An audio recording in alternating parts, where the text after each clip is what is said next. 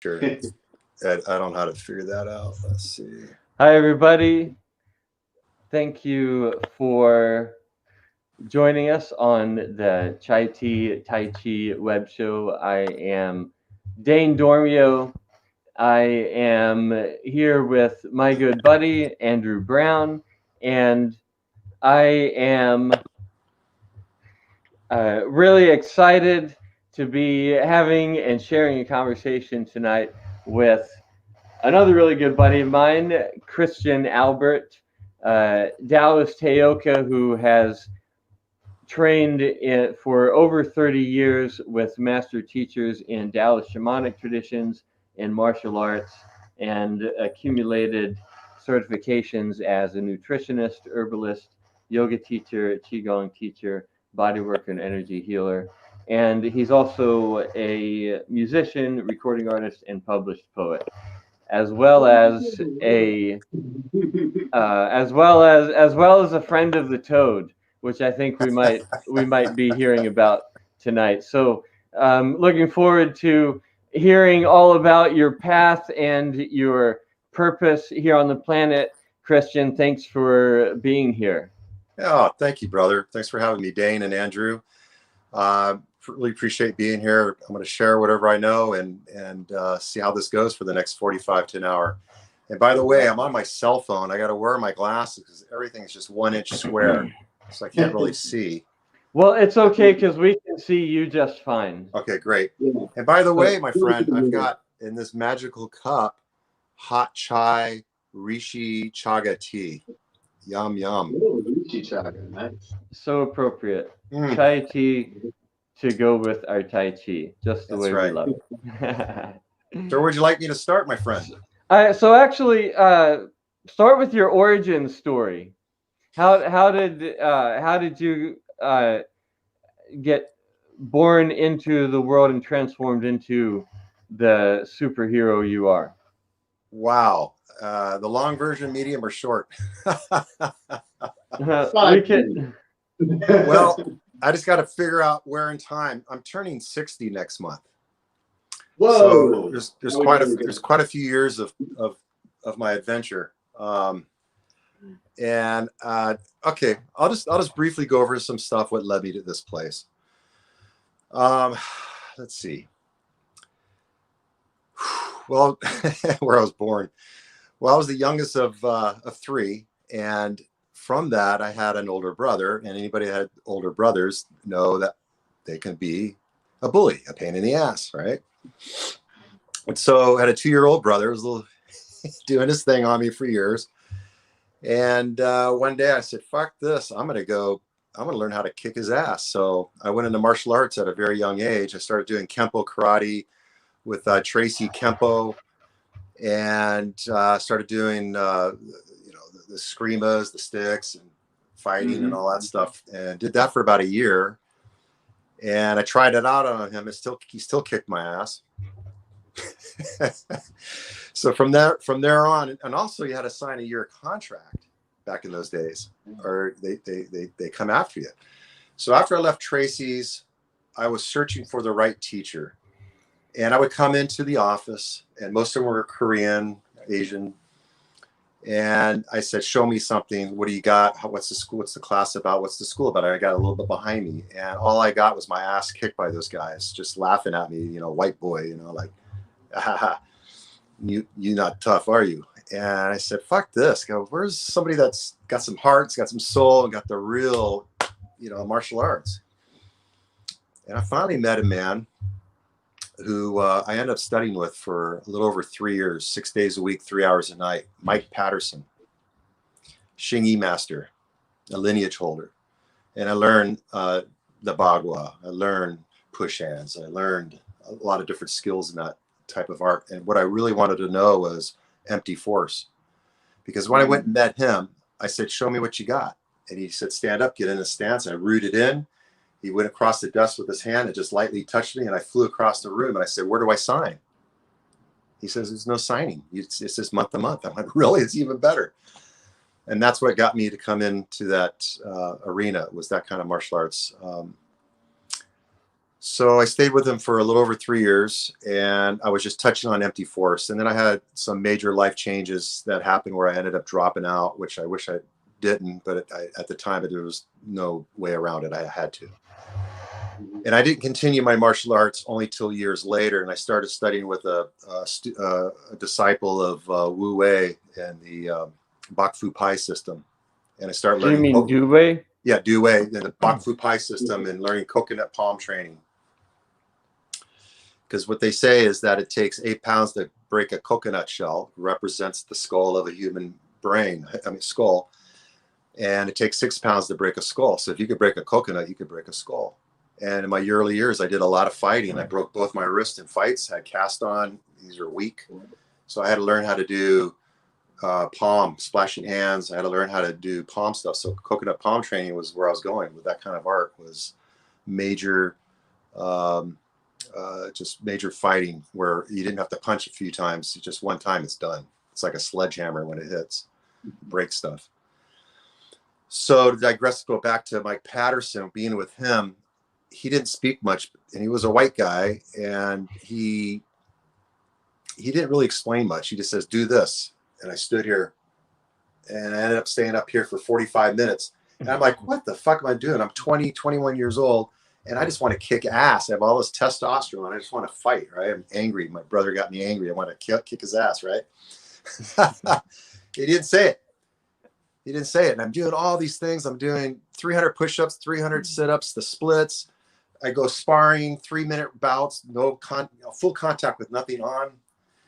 And I did this for 3+ years, and then life changed and went on. And then something around 20 years ago, I realized what happened. I didn't know it then, and now I know it now, and you guys know it now, and anybody that knows Qigong knows this now. This created so much strength, stamina, mental focus, resilience, and trees like oak tree, deep rooted in, and just resilience. But I didn't know.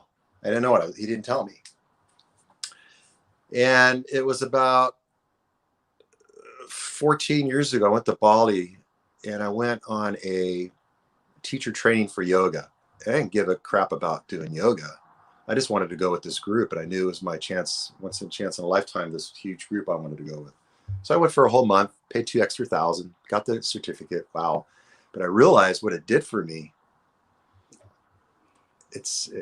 My being said, wow, I do want to teach something, but it's not yoga. It's Qigong. And the reason why I wanted to teach was I wanted to find my voice. I wanted to empower myself, because it was one of the few areas that I lacked in. It was one of the few areas I felt nervous and uncomfortable in. And it trained me, taught me, and grew me into a teacher and into a man, into a person that I wanted to be, or wanted to find out who I would be in it as well. And so I've been teaching in the park for the last going on 14 years, every Saturday. And been teaching at the Soul of Yoga now online for the last 3 years. And I teach on Wednesdays as well. And I have privates. And in that, leading up to the story to this, why I told the story is I didn't know what I was doing back then. That was just one of the forms, one of the things in Qigong and Neigong exercises as well, that I didn't know what I was doing until I linked it up years later. And now at the end of every one of my classes, we stand for 10 minutes, and I'm working with people that are 60, 70, up to 80 years old. And in the beginning, they couldn't do 30 seconds. Now they're hanging with me doing 5 minutes to 8 minutes. And it's amazing. So I love teaching. I found my voice, and I've learned some lineage Qigong styles that I do. But here's the thing. Here's what's been happening. The last couple of years, 2 to 3 years, I would say, at least 2 years, the Qi has been teaching me. And as I'm moving, first it's a mental construct, like in, out. Let me move down the phone a little bit. In and out, which is, thousands of styles of Qigong, but this is a 101 movement for all Qigong styles, right? So externally, we're doing this. And when I was taught, let me move back the phone so you can see me. When I was taught, it was this.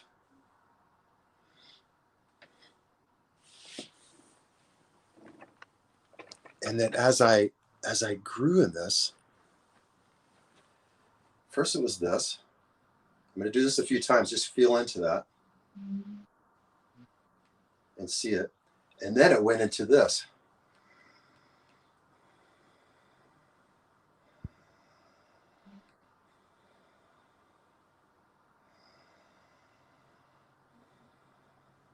And then it went into that energy.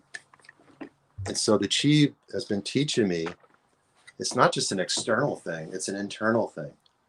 So if your lower dantian is really your first brain, it's your intuition that's connected to your being, because everybody has a gut feeling. I should have done that. God damn it, I should have done that. But the mind thinks it knows better, right? So in Qigong, what inspired and transpired in me is, as you're opening the universe within, you're expanding, bringing more space in between the density, bringing more light in.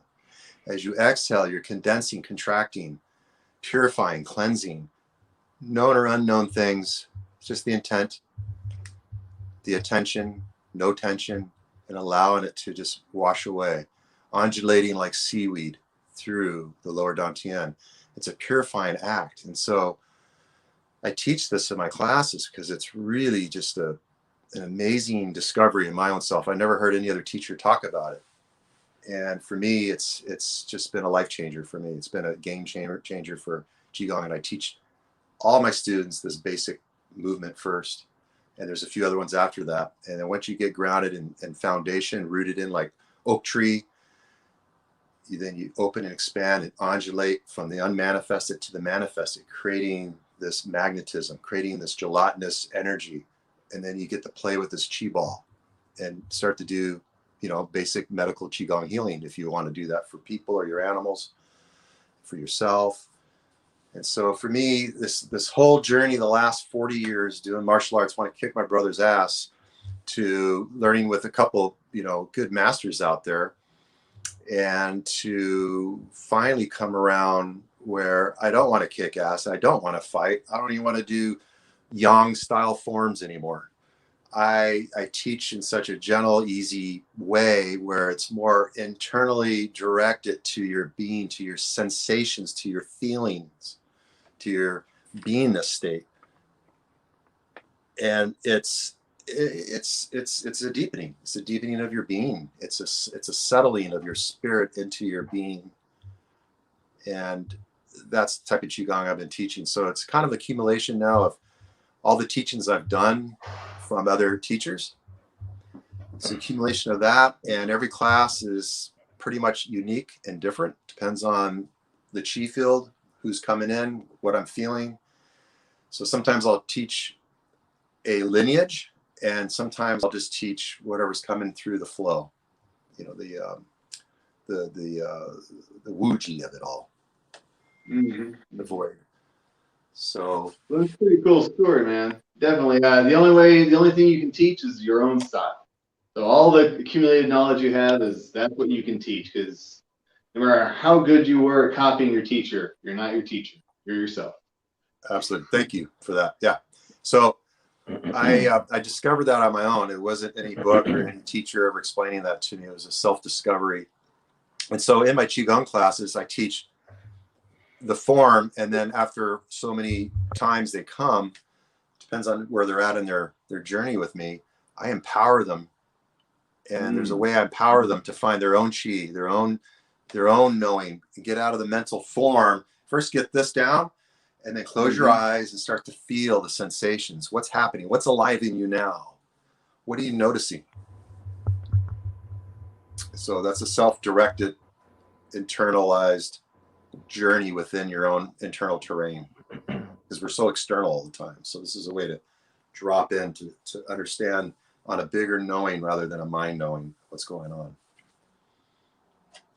Wow. I can definitely relate to the overall arc of your journey. It almost kind of sounds like my life story with like kind of rearranged in parts in different orders a little bit, but I think we were destined to cross paths, and there are many synchronicities involved, including my Dubé was also my grand Sifu, so I guess that makes us cousins in the kung fu world, and So you see if let me see if I can still remember this. the It's something like that, or I can't remember. It's been 30 years ago, but you know what I'm talking about? the salute. Yeah, the salute. How did it go? Oh. Show me again. It's like this, like a. Oh. That's what it is. Yeah, maybe this was another one. Hey. There's various versions a of few it, but yeah, it is. I like kung fu is kind of like a big extended family in some ways. I mean, there's lineages and traditions and all, but you can only do your own kung fu, your own tai chi, your own qigong, your own form, ultimately, and that's what you can pass on. But the one of the traditions in a lot of qigong teachings is to acknowledge the ancestors, because if you're learning qigong, if you know qigong, you learned it from someone who learned it from someone who learned it from someone going back a very long time, and it's a generational accumulation of knowledge. And at the same time, there's that indispensable element of self-direction. You have to be aware enough to be tuned into your senses and your inner guidance to be able to direct your practice. But if you were to take somebody with no experience and just put them in a room and say, okay, follow your inner sensations, or just follow the chi, or whatever, they kind of wouldn't know what to do. They wouldn't be aware of the sensations and the things. So you go through the process of teaching and following the forms, and sort of turning on the inner awareness one step at a time, little by little, so that eventually the student can reach a place of self-direction, of self-sufficiency in their That's right. practice, which is what I define it as: being able to learn from many teachers, but not needing to have a particular teacher in order to advance in one's own personal evolution. In other words, your own evolutionary process is self-directed and not linked as a sort of subsidiary to a kind of lifelong, right? Like, yeah, to a lifelong, particularly a particular lineage or teacher. It's not, you're not style bound, in other words, but you're able to learn from any and all teachers while directing your own evolutionary process. I agree with you 100%. That's been my journey on that. Thanks for confirming that. Also, a good friend of ours, mutual, is Chris Luth, who's a Tai Chi master as well. Also a former guest on the show. Yes. Yeah, and Chris he is a told great guy. he told me, I asked him a question about Tai Chi a few years ago, and I forgot exactly how I said it, but it was something like his knowledge of Tai Chi. And then he told me there's chapters. I don't know about this, what this means, but it sounds like different lineages of aspects of Tai Chi from different teachers that hand it down, right? And he says, because the Asian people are very loyal to one master, they only learned one chapter with that teacher for the rest of their life.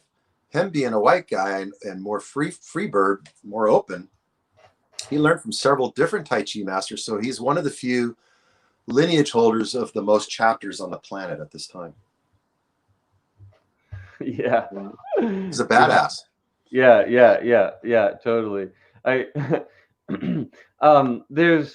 really think there's there's a lot to be said from being able to learn from multiple sources. I was actually just having a discussion about this the other day with a friend who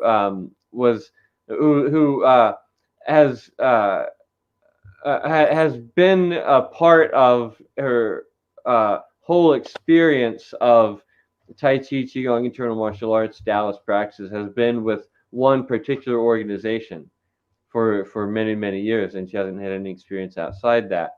And she was kind of debating with herself because that organization teaches like this is the only thing you need to learn. Don't bother going anywhere else. Dig the well right here, because you don't want to. If you dig too many wells, you'll never reach the water.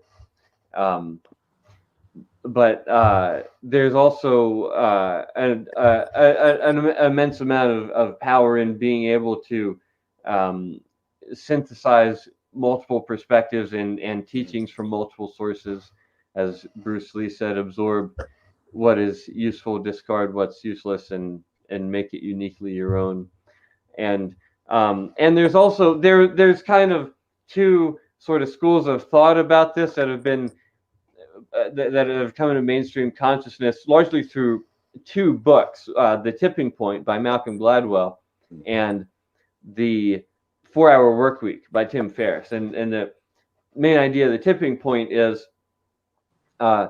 there's people who are world-class masters at anything put in 10,000 hours of deliberate practice to reach a world-class level, to be like the best in the world at whatever it is. Repetition. Whether it's martial arts or chess or music or sports or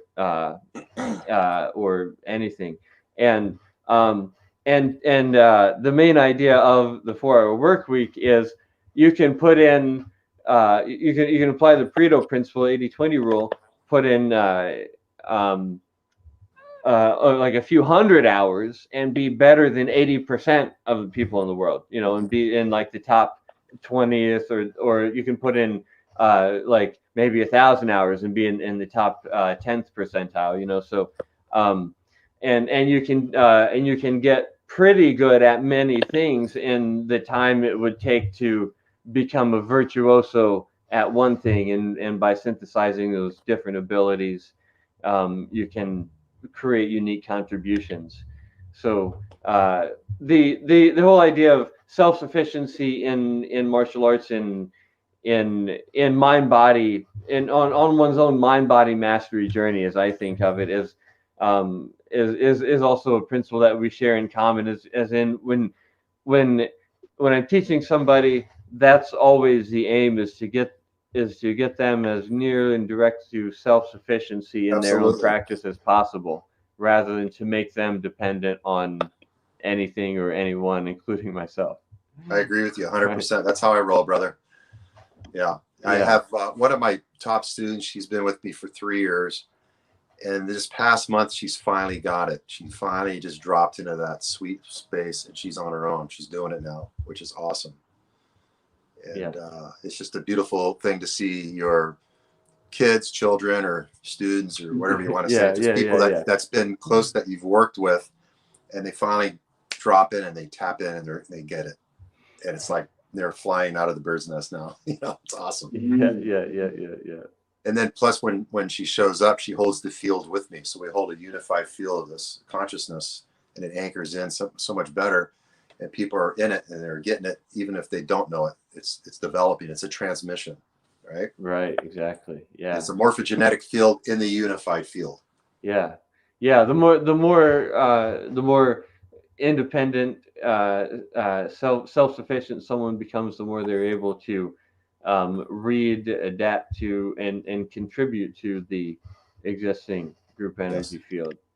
And that's what she said about me the other day. We went out to lunch, and she says, I've learned a lot of teachers, and what the reason I've been staying with you the longest is because the way you teach is it's what we've been talking about. It's an energetic, self-directed insight, connecting with your wisdom, your inner knowing, your innate nature, your soul. and I'm not beating people over the head, you know, and it's a gentle nudge. I take people to their edge, and I could teach a whole class and tune in each student and guide them individually and say things, and it'll come in, right? Because you become a good teacher by expanding your field so much that you can just include everybody. So it's an inclusive energy field. So then you know how to teach from there. They're teaching you to teach them. Yeah. Right. So on a last note with Chris Luth, which is really cool, is to let you guys know we just started collaborating on making a documentary together. Oh, Hey.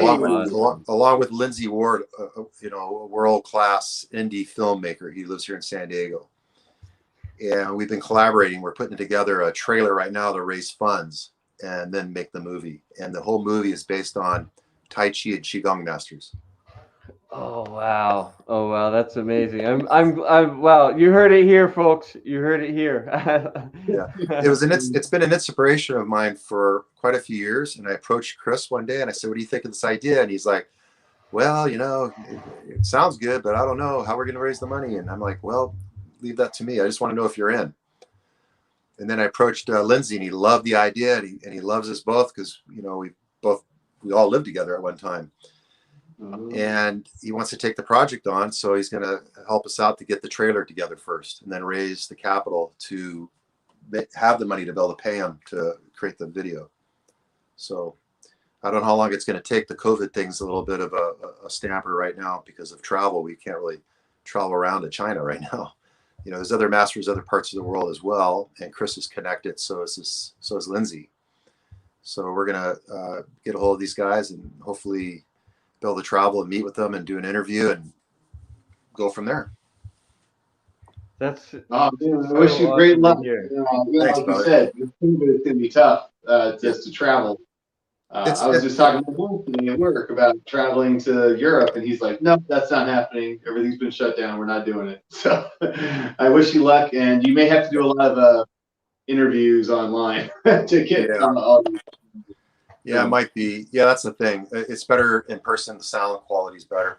But the whole idea why I came up with it was it's coupled twofold. It's I want to leave a legacy of living masters that are left, and their lineage and who their teacher was, and their teacher, if there's that, and to bring it to the world and show the world not just this mystique thing of what's Qigong or Tai Chi. Everybody knows pretty much Tai Chi, but a lot of people don't know what Qigong is. And then here's Tai Chi coming from Qigong. The Tai Chi is more accessible because it's been more out there, and Qigong is still like, huh, what? Qigong? When I say it's like Tai Chi, they go, oh, yeah, okay, I get it.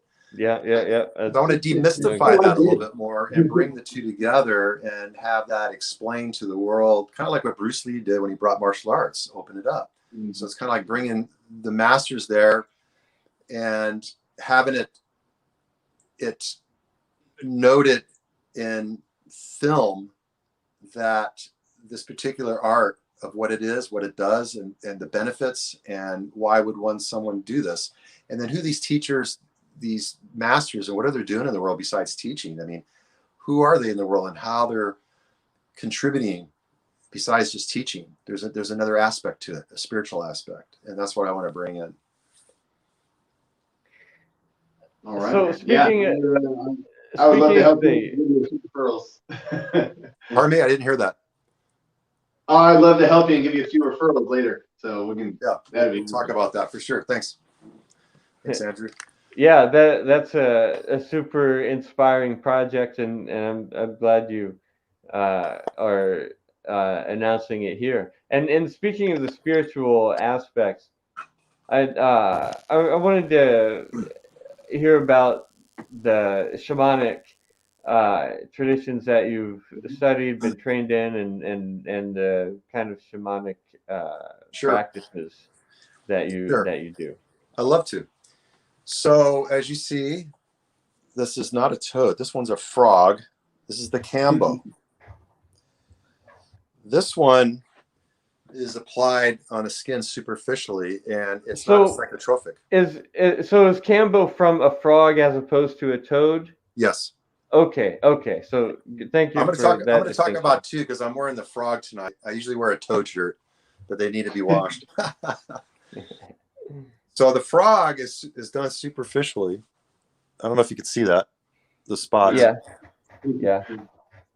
So it's applied onto the arm, and it goes in through the lymphatic system, and it's instant. And it's what it is. It's a purifier. It's a purger. It's a shamanic colonic, as you will. And you're getting cleaned out on all levels. Stuck energy, everything just gets purged out. Bam. And you do a few of these, and it really cleans you out. So that's the particular medicine of what the frog's about. It's a heart medicine as well. Your heart just amplifies on ecstasy. It's painful as shit when you go through it. You're throwing up, you're shitting your pants, you're sweating bullets, you're just on the ground. Why am I doing this for about 15, 20 minutes? And then after a few of these, you're like, oh my God, I feel so cleansed. It's the most gnarliest cleanse, but the most purifying. And I felt this electric blue energy all around me. It's just this ecstaticness from it all at the end. So I recommend it for those that want to purify on a deeper level, for sure. You know, I had a friend introduce this to me before. So this is the second time someone's tried to introduce Kambo to me. And you know what? You sold me. I want to try it. So when you next time you're doing something, give me an invite. I want to do it. Yeah. Are you here in town, Andrew, in San Diego? Yeah, I'm in San Diego. Okay, cool. So the other thing is the toad, the Bufo alvarius, which to me, it's the highest source of DMT in anything on the planet. I mean, you get it in ayahuasca, you get it in San Pedro, Wachuma, peyote, mushrooms, things like that. But the highest concentrate is a toad, and you don't have to trip balls for 10 hours either. It's a 5-10 minute journey, and it's deep. It's a deep shamanic, deep journey. I call it TNT because it blows up the mind construct of your own reality enough to have some spaciousness. So when you come out, you're like, I get it, I see it. And it's good to marinate in ayahuasca. It's nice to marinate. But I've drank in gallons of that, at least for me. I like to tell. I mean, I know it's been life-changing for other people. The ayahuasca hasn't been life-changing for me. It didn't do it for me. And I guess I had a very strong egoic structure that was like this. And I didn't get the penetration that I needed. And then when I did the toad, man, 20 years ago, it just rocked my world. It just opened me up in a huge way. And I've done several sessions, probably 20 sessions at least, of that stuff. And it's some people just need one, sometimes several.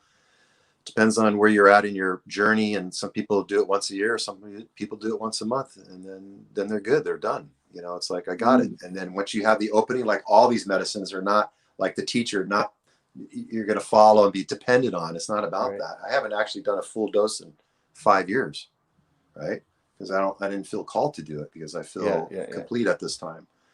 But there's a place where medicines are your allies, and they all have their own consciousness and have their personality. And it's just like, how do you know what you like until you try it? Unless you're called, if you feel the deeper calling. But if you don't know, I would say experience them all and find the one to stay with and work with that as it develops you and works you, right? And so as a teacher, I didn't go down to Peru. I didn't go down to Brazil. I didn't have a shamanic personal teacher to do medicine work. I've done a lot of medicine work. And again, like the Qigong, the medicine taught me, the medicine guided me. And now I've been teaching people throughout the world how to lead shamanic journeys. And so I've been explaining how to do that without being physical, just through like conversations like this. And it's been powerful. And they've been following my guidance, and they're doing it on themselves, and they're doing it with people and groups. So my main medicine that I hold is the toad. The toad holder. The toad holder. So that's my main thing. Everything else, I do and this and that, but I don't hold ceremonies, only with toad. So it's a personal invitation or group invitation, and it's either 1 or 8. It's still around 4 hours. I could do 8 people in 4 hours. I could do 1 person in 4 hours. It's still a 4-hour journey. And there's a whole conversation that I have with the protector ego, because right here we're adults. We have the child ego based on a certain psychology of of the mind, of the personality in psychology, is that you have an adult, you have the child, and you have the protector ego, the one that rescued you and saved you and protect you when you're a little kid. And then as you're an adult, it still acts out like a shadow.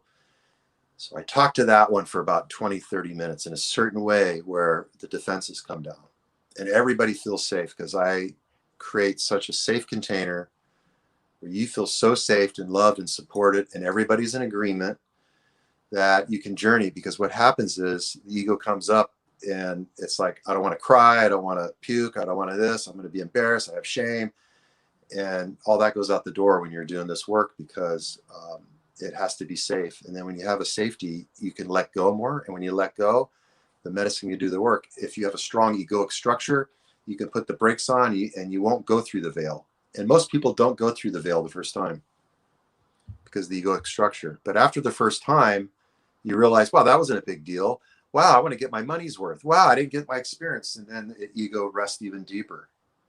And then they launch the second time, and that's all you need. And you're good to go. Wow. Okay. So I've seen lots of videos of people like kind of recounting their experience on DMT and ayahuasca. Is there any details you'd want to share about those kind of experiences? Like, how long is the ayahuasca experience? I've heard you vomit a lot. It's very similar to the frog, it sounds like. And then DMT, yeah, like you said, it's a few minutes, 10 minutes, 15 minutes, but it takes 4 hours. So what is it about the journey that you would like to share? Well, Well, there's actually wanted to mention that I love the that you put it in that structure, because you mentioned, you said the trip or the journey itself is like, you said 5 to 10 minutes, maybe you're back to normal within 30 minutes, after dosing. But there's the whole 4 hours of the preparation and the integration afterwards, like the container that it goes in. It's not like you just sit down and do it and then you come back and you're done. There's the whole the set and setting and the preparation and integration that goes into it. So absolutely. that's something that that I really appreciate and about what you're saying. Yeah, I'm very responsible, and I'm a very safe and the feedback I've been getting, very safe and strong holder and container, because because I wanted it for me. And so if I want it for me, I want it for you. And I want people to be free. I want people to feel good. I want people to have what they're looking for and what they want to release. And that's what it's about. It's about releasing what no longer serves you. But how can you do it, like Einstein said, paraphrasing, with the same mind that created it? You have to have a different mind. The only way to have a different mind is you have to have a shamanic colonic. You have to have a shamanic wake up. And sometimes certain medicines, help the ego to take a little rest, and then the soul can come in and do its thing and rewire the brain and rewire your nervous system.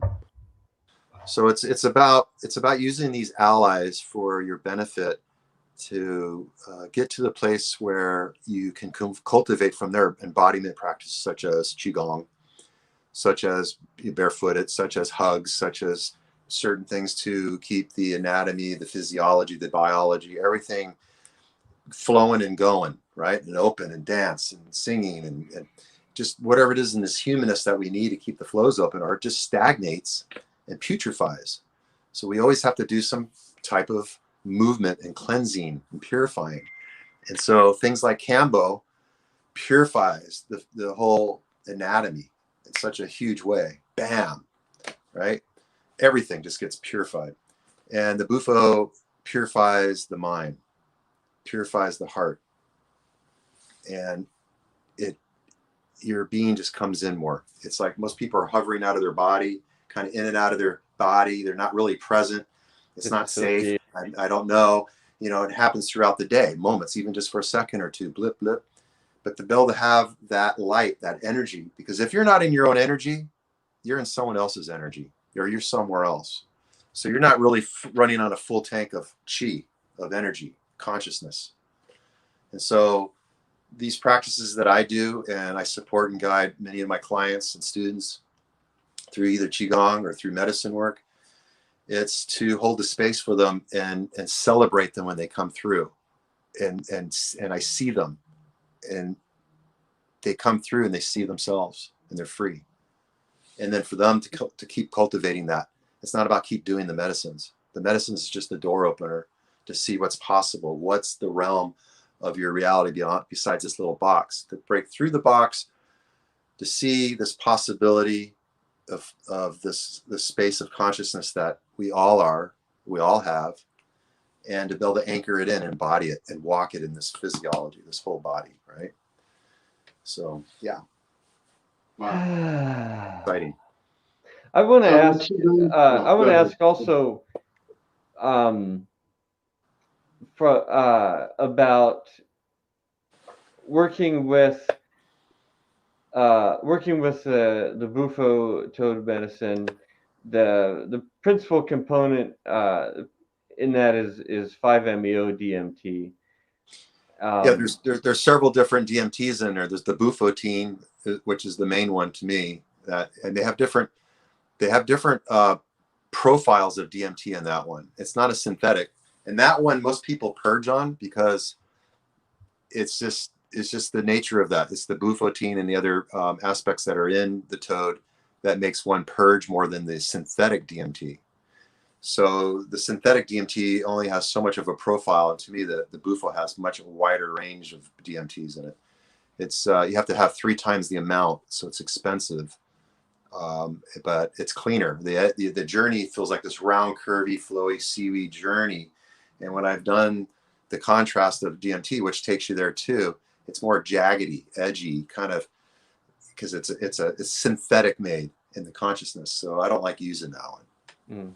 Yeah, that's actually what I was wanting to ask is what's the difference between working with the toad medicine versus working with synthetic DMT, and with working with synthetic DMT between working with 5-MeO and NN-DMT? Because when most people think of DMT, they're because that's the thing a lot of people have heard about, and it's getting popular in Silicon Valley and places like that, and people are thinking of NN-DMT, whereas the 5-MeO is 5-MeO DMT is about 5 to 6 times more potent per volume weight. It's a different compound. So what I was wanting to hear about is like what would be the difference between working with toad medicine versus working with 5-MeO DMT versus working with NN-DMT? Good question. So first of all, price and quantity. So it takes 3 times the amount for toad to use. You need probably about 80 to 100 milligrams, and with DMT you only need about 30. So it's like triple the amount. So cost and amount.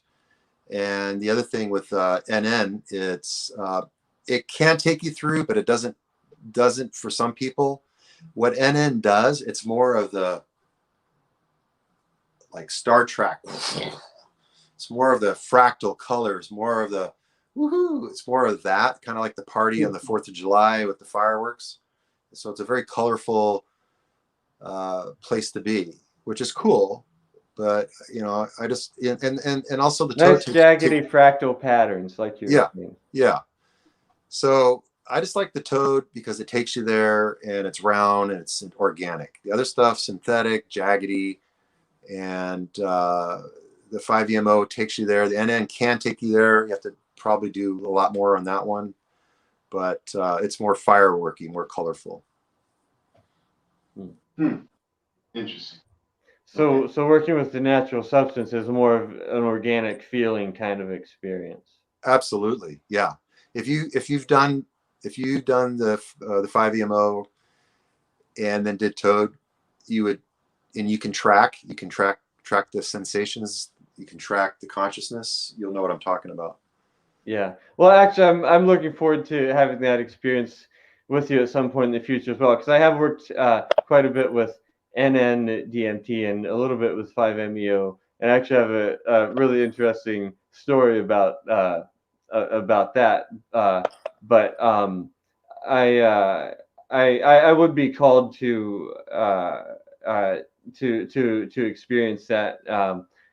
And I also want to mention or circle back around to something that you mentioned earlier, which is about being called to the medicine. And if I know that for some people who are listening to us talk about entheogens, plant medicines, things of this nature, or animal medicines in this case, that there might be some kind of anxiety around that, because there's this internal push pull left, kind of partly residue from the drug war and being raised in the 80s and just say no to drugs, and like, oh, you're like, people aren't clear within themselves, and I say to them, like, look, you don't have to worry about it. If you feel called to the medicine, you'll know.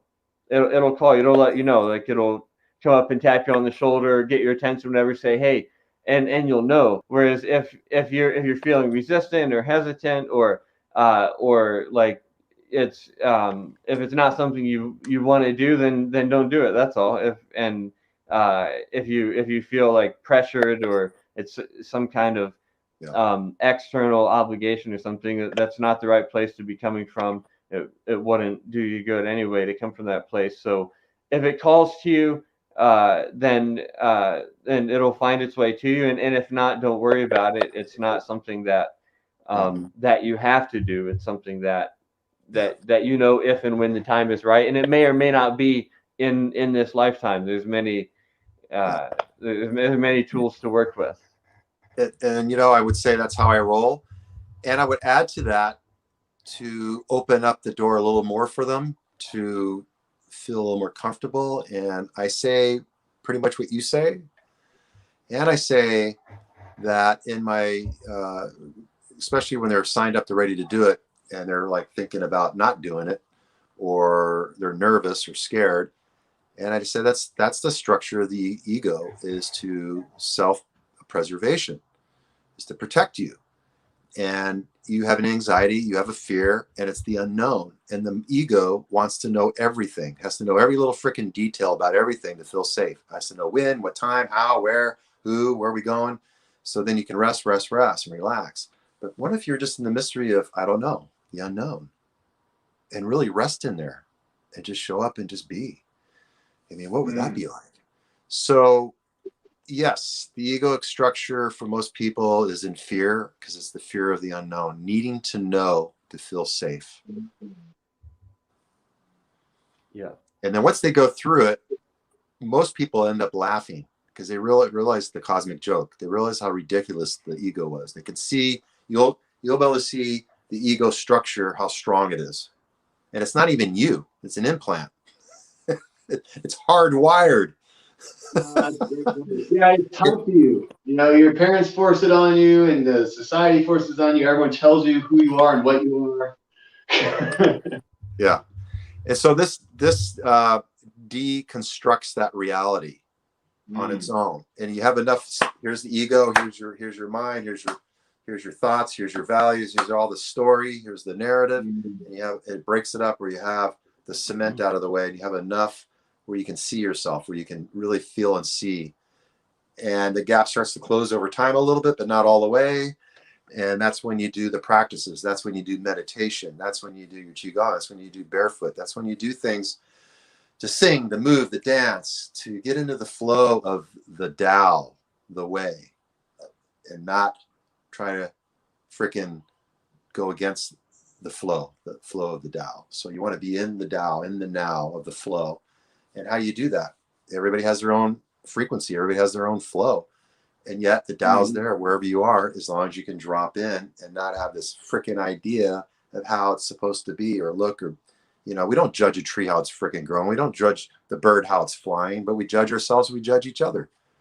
Yep. Yep. That's one of the things I ask my students to do. Tell me, what's wrong with that tree? How would you make that tree a better tree? Exactly. points to the absurdity of judging things and not Yeah. perfection. Yeah.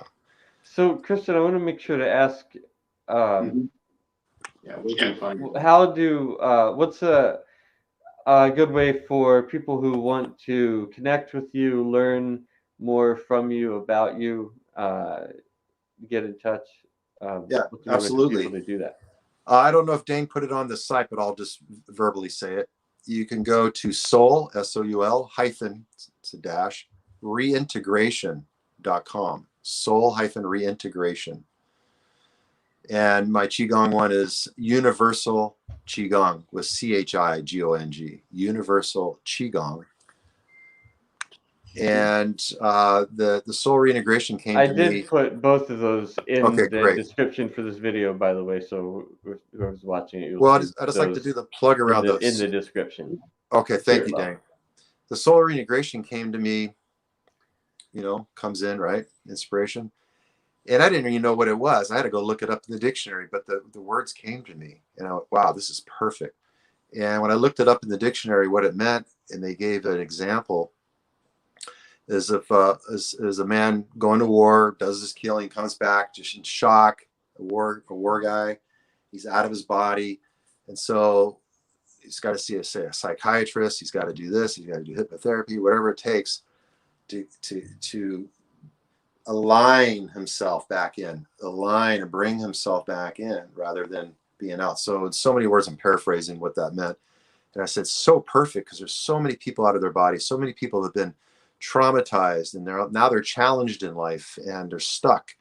And how can I be an example, and how can I support another of getting unstuck and getting on their own path and finding their own light within to listen to, and then get them going so they can go out in the world. Because I had to do it for myself, and I've had divine intervention. I've had beyond anybody. It was divine intervention. I was on a crossroad of either death or prison at a very young age. And at that time, divine intervention came in and rescued me and saved my ass. And that's a whole another story. But there was a time I was put away in a straitjacket for a year in a mental hospital. Dang. Yeah. Yeah. And I've been in and out of jail and just things like that. So it wasn't my will. It was thy will at a very young age. If I was going to tell my story from the beginning, there was a longer version. That's why I asked short, medium, or long. But I've had, everybody's got their trials and tribulations and their traumas and challenges. I have mine as well. And my story is, it's unique, and it's not, it's just a story, and it's a story of awakening. And I realized, I'll just tell you this piece. It's a very empowering. I realized at 15, I went into an insane asylum for a year in a mental institution with this fucking straitjacket, right? And taking Thorazine, Haldol, Stelazine, and just drugs that dope you up, injections and stuff. It was just crazy. And after about a year of being there, it was a monthly visit with my mom with the psychiatrist. And all of a sudden, this voice came out of me. I didn't even think about it. And I'm paraphrasing myself, but the essence was, I said right to the psychiatrist, I said, I don't need to be here anymore. I'm done. And he says, and my mom says, oh, don't say that. I remember she was saying, son. And then the doctor got on the phone, blah, blah, blah, blah, hung up. He says, okay, you're out of here tomorrow. So I got myself in there and I got myself out. That's the Heyoka, brother. Because there's no victim. It's just that everybody has an experience in your life. You're doing it unconsciously, or you're going to do it consciously. You choose to co-create with reality, and you make it as you go. Because there's only so much time left in these bodies, and these are dead. These are gone. Or like our good friend Pete, he died last week. He was only 61. He died in the bathtub, a heart attack. It can happen anytime, is what I'm saying. So don't sweat the small stuff. They say it's cliche, but it's so true. Enjoy yourself and just be kind to one another, and mainly be kind to yourself. Self-compassion leads to compassion for others. And when we can be compassionate, loving, and what do those look like? Self-love, self-care things, go to bed early, get up early, do some exercise, get your 2-3 quarts a day. And, the stuff you already know. but then we forget, or we lack, or we punish ourselves, or we get shut down, we get crystallized, we get stuck. That's okay. Come out and start over again, and just keep going, and just be in a place of just gratitude. The gratitude is the latitude. The gratitude is the attitude for the latitude. And when you can express that, your heart being the biggest electromagnetic field, it expands out, and people are in your morphogenetic field. They're feeling love. They're feeling good. They don't know if it's from you or not. It doesn't even matter. You're just sharing that love, and it activates their love. Or you can activate the fuck you, motherfucker, and you'll get that back, right? So, you can do it the hard way or the easy way. And I did it the hard way in the beginning of my life. And I realized, I want to have fun. I want to have a good life. I want success in a sense of good relationships with myself, my family, friends, my kids. I have children, my girlfriend, the work I do, the work I offer to the world to support. I do also men's work as well. And just to be a service, and just to show up and be a container for that. And in my 60 years of experience on the planet, and the experience becomes wisdom. And then in that wisdom, there's that awareness. And then the awareness with the wisdom of life experiences just goes together. When you have your soul open, and you have your consciousness streams of flowing, and you have your heart open, and you have the life experience, there's so much compassion and understanding with myself, with yourself, with each other. And that's the activation that I like to transmit to everybody, is like this place of self-compassion, self-love. And in that, then we can feed each other in a beautiful way.